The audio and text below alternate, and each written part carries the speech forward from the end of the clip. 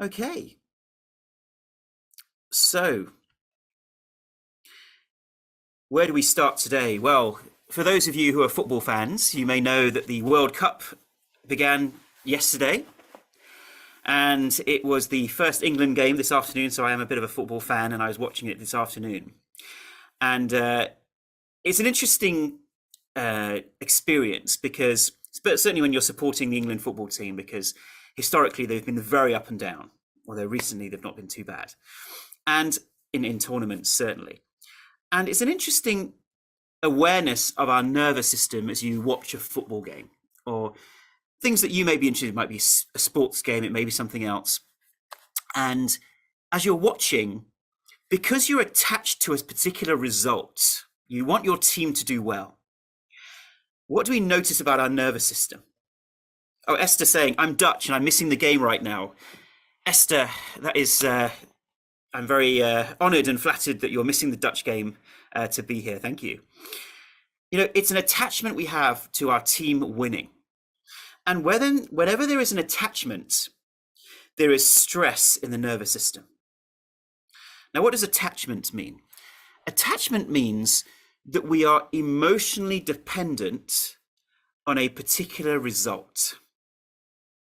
We want things to go a certain way. And I've given the analogy of a football game here, but it can be anything. A classic example that many of us experience is the attachment to getting better from this condition.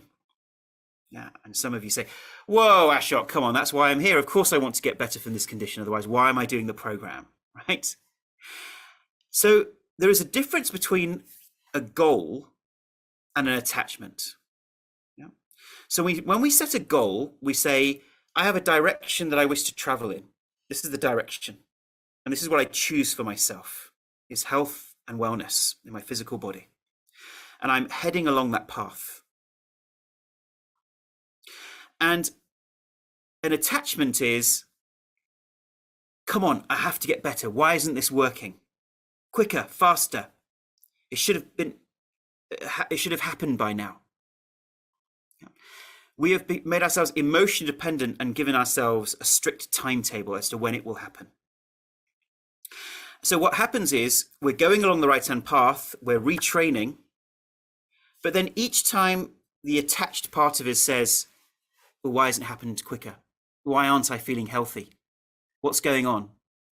All we've done is re-trigger our amygdalas because we've made it think that something is wrong in our nervous system, that there's something wrong with the body, because it should be different to what it is now. And to walk this very subtle path can seem initially tricky, but actually will make perfect sense as you walk this path. And I've mentioned it in the Attitudes for Success in chapter 6. The attitude for success is, I am not retraining to force my body to get well. Because the moment you do that, you create this anxiety, this attachment, this focus on how the body is feeling and that there's something wrong. But instead, it's a goal, a vision. I see the goal and vision in front of me. Each day, I'm moving closer and closer towards that vision. And I accept along that path that there will be ups and downs as I go along that path. And that's okay. So it's that letting go attitude. Thy will be done, sometimes talked about in spiritual circles. I am not in absolute control. I have influence over this path and I will do whatever I can. And the body will heal in its own time, in its own space, in its own way, when I remove my anxiety and my attachment out of the way. That's what we're doing here. We are calming the nervous system as much as possible. And we're retraining the specific parts of the brain that think we're in danger. And that danger can be from internal symptoms, or that perceived danger can be from external triggers, such as mold and foods and various things. And so any further attachment or there's something wrong only fuels the brain's perception that there's something wrong with the body, or there's something wrong with those external triggers.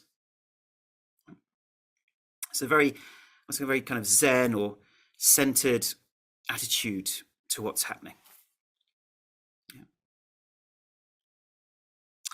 And so this is very analogous to the idea of the glass half full versus the glass half empty.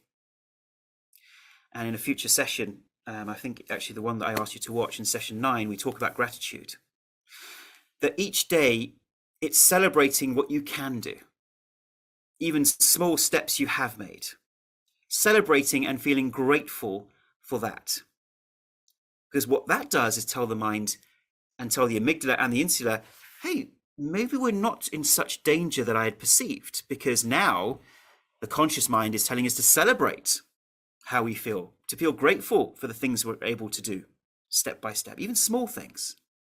Okay, perhaps we're not in danger. We can begin to switch off these defensive systems. Okay. Yeah. And this is especially true for dips. When we head into dips, yeah, which are unexpected, that's where our attachment to results can magnify, because suddenly we think, well, I was doing better, I was doing well, and out of the blue, this dip has come along. Yeah.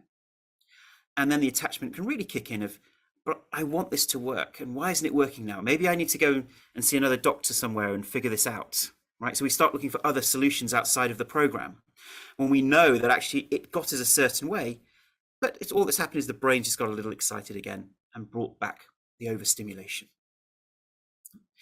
So it's watching out for that.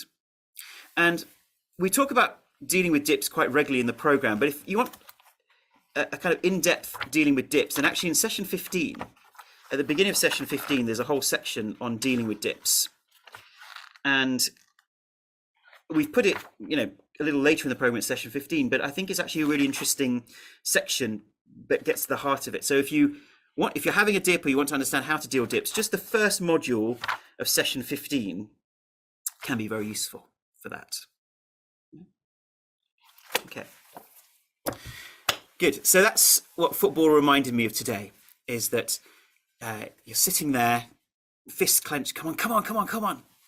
And in football, you have even less of an influence over what's going to happen, right? And yet we still perceive that we can influence it through our anxiety.